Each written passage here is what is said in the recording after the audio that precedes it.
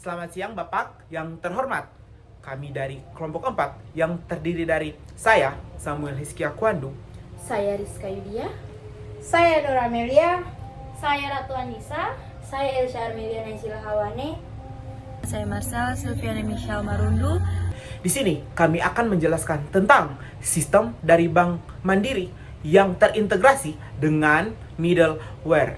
Nah, pernahkah Bapak bertanya, bagaimana Living by Mandiri itu bisa mentransfer uang dalam hitungan detik? Dan yang kedua, bagaimana bank bisa mendeteksi transaksi penipuan secara real time? Dan yang ketiga, apa sebenarnya yang terjadi di balik layar ketika Bapak ingin menyetor uang di ATM itu sendiri? Nah, hari ini kami akan mengungkapkan rahasia integrasi dari sistem Bank Mandiri melalui teknologi yang membuat semua layanan itu mungkin.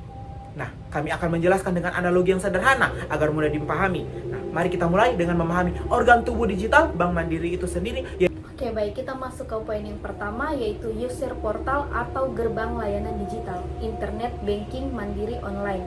Nah, di sini seperti kantor cabang digital, login pakai OTP, cek saldo, transfer, hingga bayar tagihan listrik atau BPJS.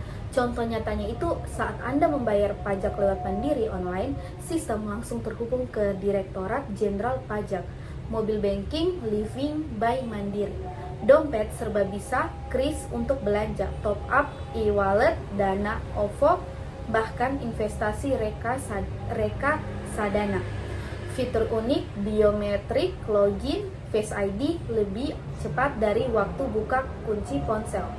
Yang kedua itu corporate banking, HRD dari keuangan perusahaan, bayar gaji 1000 karyawan sekaligus atau setor pajak badan otomatis.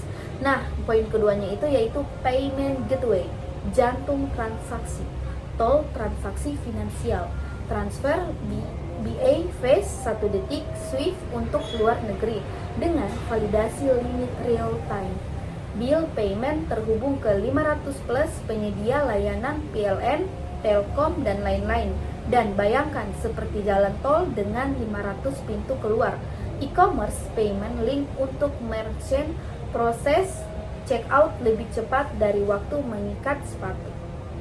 Yang ketiga ada CRM atau nama lainnya dari Customer Relationship Management, yaitu ini seperti buku kenangan pintar bank yang menyimpan semua data nasabah dari nomor telepon hingga riwayat transaksi 5 tahun lalu. Contoh nyatanya sendiri, ketika Anda telepon sentral, sistem langsung tahu Anda adalah nasabah prioritas. Ini karena CRM terintegrasi dengan telepon, bisa memprediksi kebutuhan nasabah, yaitu jika Anda sering beli pulsa, sistem akan otomatis tawarkan paket data seperti Netflix yang direkomendasikan film berdasarkan tontonan Anda. Yang keempat ada reporting system, berfungsi sebagai detektif dan sekretaris bank. Fraud detection menganalisis 1000 transaksi per detik. Jika ada transaksi mencurigakan, misalnya belanja di Indonesia dan Singapura dalam 10 menit, sistem langsung memblokir kartu. E-statement membuat laporan bulanan otomatis. Bayangkan jika harus diketik manual, pasti butuh ribuan staf. Regulatory reporting, laporan untuk OJK atau BI dibuat otomatis seperti siswa rajin yang selalu tepat waktu mengumpulkan tugasnya. Ya, baik, di sini saya akan menjelaskan diagram alur dari identifikasi subsistem dari slide sebelumnya. Nah, yang pertama itu Anda menyetor uang tunai di ATM. Jadi ATM mengirim foto uang ke payment gateway, seperti kasir yang memverifikasi uang palsu. Terus yang kedua ada payment gateway memverifikasi. Jadi di sini kita akan mengecek rekening tujuan dan nominal. Proses ini hanya membutuhkan 0,3 detik. Nah, yang ketiga ada core banking mencatat transaksi. Jadi di sini seperti mesin kasir yang mencetak struk tapi dalam format digital. Yang keempat ada update real time ke sistem lain. Jadi yang pertama itu CRM akan mencatat riwayat transaksi Anda. Yang kedua fraud detection akan mencek pola mencurigakan. Terus yang ketiga ada reporting akan mengupdate laporan stok uang di ATM. Tanpa alur ini, Anda mungkin harus menunggu berjam-jam hanya untuk setor tunai. Ya baik, yang berikut ada slide middleware yang digunakan. Nah, di sini middleware yang kami gunakan pada sistem Bank Mandiri itu sendiri, yakni seperti 4 poin utama. Di sini saya akan menjelaskan satu persatu. Nah, sebenarnya apa sih middleware itu? Middleware merupakan jembatan yang tak terlihat menghubungkan semua sistem ini. Nah, di sini ada 4 jenis utama di Bank Mandiri. Yakni yang pertama, Kong API Gateway. Nah, di sini dia seperti pintu tol khusus untuk Living Up itu sendiri. Nah, yang pertama dia akan memastikan hanya permintaan valid yang masuk. Nah, contohnya itu seperti kayak Bapak ingin login. Nah, di sini Kong memverifikasi username atau password seperti petugas tol yang akan menerima kartu e-tol sebelum masuk ke tol itu sendiri. Yang kedua ada IBM MQ. Nah, di sini dia berfungsi sebagai kotak surat anti hilang. Nah, seperti jika jaringan padat seperti macet di jam rush hour. Nah, di sini pesan transaksi disimpan sementara sampai jaringan itu pulih. Nah, bisa dilihat pada riwayat yang sudah tersimpan. Yang ketiga ada Apache Kafka. Di sini seperti detektif yang dilaksanakan secara real time. Nah, dia untuk menganalisis transaksi untuk deteksi fraud. Bayangkan, sistem ini seperti sensor gerakan di minimarket yang langsung alarm jika ada aktivitas mencurigakan yang terlihat pada sistem. Yang berikut ada It Tools atau informatikanya.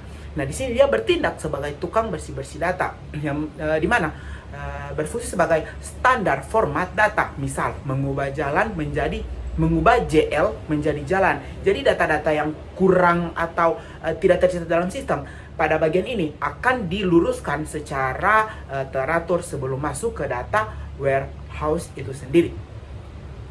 Nah, selanjutnya ada tantangan integrasi dan solusi sendiri ya. Nah, tantangan yang pertama itu ada tantangan sistem cobol tua. Nah, masalahnya seperti kita ingin mencoba menghubungkan mesin ketik ke smartphone. Nah, solusinya ada yang pertama itu API Wrapper atau mengubah bahasa COBOL menjadi REST API seperti adapter colokan listrik. Nah, yang kedua ada containerization, memindahkan aplikasi lama ke dalam kotak Docker agar bisa berjalan di server modern. Nah, tantangan yang kedua adanya serangan cyber. Nah, masalahnya ada 100 lebih upaya hacking setiap hari. Nah, solusinya apa? Yang pertama, ada multifaktor authentication atau seperti kunci ganda pada pintu rumah. Yang kedua, ada AI fraud detection. Sistem bisa belajar pola transaksi normal versus mencurigakan. Nah, tantangan yang ketiga apa? Ada format data tidak standar. Nah, masalahnya apa? Ada seperti menerima dokumen dalam 10 bahasa berbeda. Nah, solusinya yang pertama ada ETL tools atau menerjemahkan dan membersihkan data. Yang kedua ada protobuf, membuat standar format data baru yang ringkas. Dan adapun kesimpulannya, kami membagi menjadi 3 bagian. Yang pertama arsitektur Bank Mandiri, yang kedua tantangan utamanya, dan yang terakhir atau yang ketiga itu adalah rekomendasi. Dan adapun bagian yang pertama yaitu arsitektur Bank Mandiri, di mana arsitektur Bank Mandiri ini itu mengandalkan integrasi antara sistem legasinya atau CBC dan platform digital yaitu Living App melalui middleware hybrid atau API Gateway yang dikolaborasikan dengan IBM MQ-nya. Dan adapun tantangan utamanya adalah legasi sistem dan keamanan dengan solusi berbasis API Wrapper, AI, dan ETL. Dan yang ketiga itu adalah rekomendasi, di mana kami merekomendasikan itu ada 2. Yang pertama itu ekspansi penggunaan Kafka untuk event-driven architecture. Dan yang kedua itu adalah migrasi penuh CBC ke cloud native secara bertahap. Terima kasih, itu saja penjelasan dari kelompok kami.